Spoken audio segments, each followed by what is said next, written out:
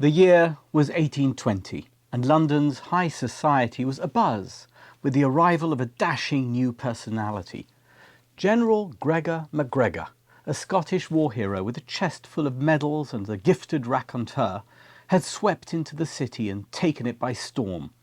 Clad in a sharp military uniform and flashing a charming grin, MacGregor regaled audiences with stories of his daring exploits alongside Simón Bolívar during the Venezuelan War of Independence.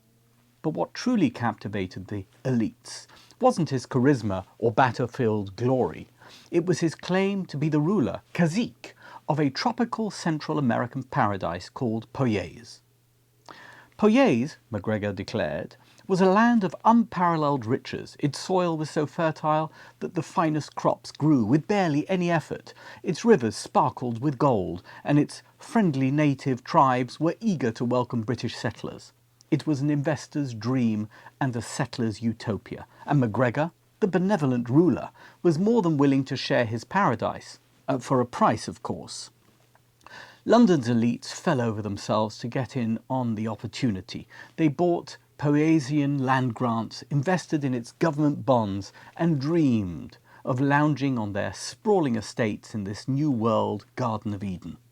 Ships were chartered, and hundreds of eager pioneers boarded them, ready to embark on the adventure of a lifetime. The problem? Poyais didn't exist. It was nothing more than a figment of MacGregor's fertile imagination. The settlers who arrived at the site where Poyais was supposedly located found only a mosquito-infested, untamed jungle on the Honduran coast. There was no infrastructure, no resources, and no welcoming natives. Many succumbed to disease and starvation, and the few survivors returned to Britain with harrowing tales of betrayal and disaster. And MacGregor? He simply shrugged, pocketed the fortune he'd amassed, and moved on to his next scheme. Astonishingly, despite orchestrating one of the most audacious frauds in history, he never faced justice. Instead, he retired to Venezuela, where his earlier association with Bolívar earned him accolades as a war hero. He lived out his days in comfort, unpunished and unrepentant. It's hard to imagine anyone matching MacGregor's sheer chutzpah, but remarkably, he was far from the only 19th century con artist to leave a trail of devastation in their wake. Fast forward to the late 1870s, and another fraudster, a woman this time, was weaving her web of deceit. Sarah Howe was the very picture of respectability, impeccably dressed, articulate, and gifted with a knack for making lonely, vulnerable women feel seen and valued. She seemed the perfect person to lead the Ladies' Deposit Company, a savings bank in Boston, catering exclusively to unmarried women. Howe's pitch was as appealing as it was bold. Not only did she promise financial security, but she also guaranteed a monthly return of 8%, an eye-popping figure, particularly in an era of economic uncertainty. The deposits poured in. Hundreds of women from across the country entrusted their life savings to Howe, believing they were supporting a visionary cause that promised to give women equal footing in a male-dominated society. But behind the veneer of benevolence lurked a classic Ponzi scheme. Howe wasn't investing a penny. She was simply shuffling funds from new deposits to pay earlier investors, while skimming off a hefty share to fund her own extravagant lifestyle. When the scheme inevitably collapsed in 1880, the fallout was catastrophic. Many of Howe's clients were left destitute. The betrayal stung even more because Howe had presented herself as a champion of women's empowerment.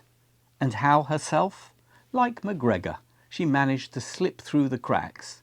After a brief stint in jail, she faded into obscurity, leaving behind a cautionary tale about misplaced trust. But Howe was far from the most brazen con artist of the late 19th century. If there were an Olympic medal for sheer audacity, James Reavis would have taken the gold. Known as the Baron of Arizona, the meticulously groomed and impressively moustached Reavis orchestrated a con so elaborate it could have been plucked straight from a Hollywood script. In the 1880s, he claimed ownership of over 18,000 square miles of land across Arizona and New Mexico, a territory larger than some European countries. Reavis backed his astounding claim with an intricate web of carefully forged documents, detailed maps, and fantastic family legends and fabricated genealogies, all purporting to trace his land rights to a Spanish land grant awarded to his wife's family in the 18th century.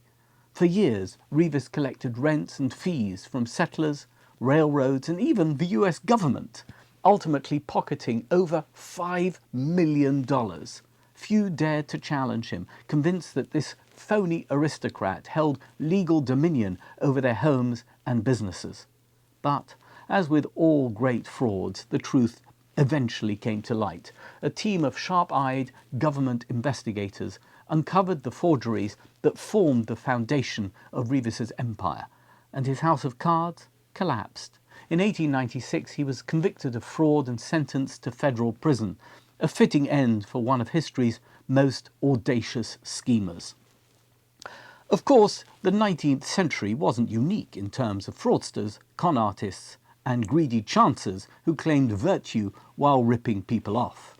After all, wherever there's money, or even the promise of it, there's always someone ready to steal it. The Torah recognizes this timeless truth, and one of its earliest and sharpest examples is Ephron the Hittite, whose greed and duplicity make him the devilish forebear of MacGregor, Howe, and Reavis.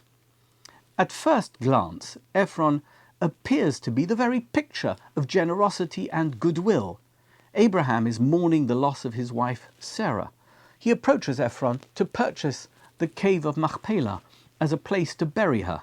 Ephron, playing to a hastily gathered audience of hangers-on, theatrically offers to give Machpelah to Abraham for free. "What is 400 shekels of silver between me and you?" he says magnanimously, as though the money were a mere trifle. But Ephron's true colours are soon revealed. His offer to gift the burial site is nothing more than a charade. Behind the grand gestures and flattering words lies a shrewd and duplicitous businessman, intent on exploiting Abraham's grief. Ephron not only charges Abraham the total inflated price of 400 shekels, but insists that the payment be made in the highest quality silver. Ephron epitomizes the timeless brand of voracious greed, cloaked in the guise of generosity. But what makes this story so powerful is Abraham's response. He could have called Ephron out for his hypocrisy, haggled the price, or used his considerable status to demand better treatment. Instead, Abraham insisted on paying the full price without argument, ensuring the transaction was utterly transparent and entirely irreversible. In doing so, he maintained his integrity, even in the face of Ephron's dishonesty. The story of Abraham and Ephron teaches a timeless lesson in a world teeming with chicanery. The most important thing is to hold fast to your principles. Abraham's insistence on honesty and transparency ensured his purchase would stand the test of time.